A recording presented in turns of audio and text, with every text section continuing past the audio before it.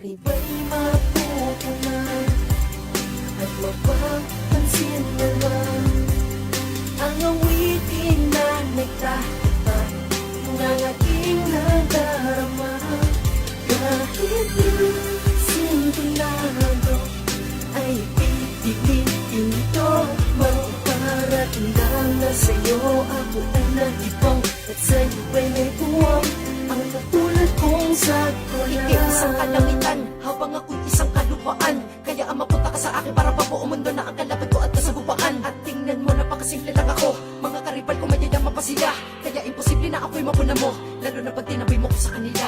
Talaga naman na sa iyo ako'y na-addict na, pero sa iyo'y makakalapit ba? Kahit na lakas ng loob gamit pa, takot pa din kasi baka magalit ka. Bakit pa naman kasi nananaginip pa ako at pinangarap pa babae na ito? Ganito man sa akin ay ayos lang, sa akin na mangarap lang, basta ba sa'yo? Sino ba naman kasi ako? Sino ba ko para bigyan mo ng pansin? Sa tuwing padala ko na mensahe sa iyo sa Facebook, wala kang sagot at sino na ang hinig?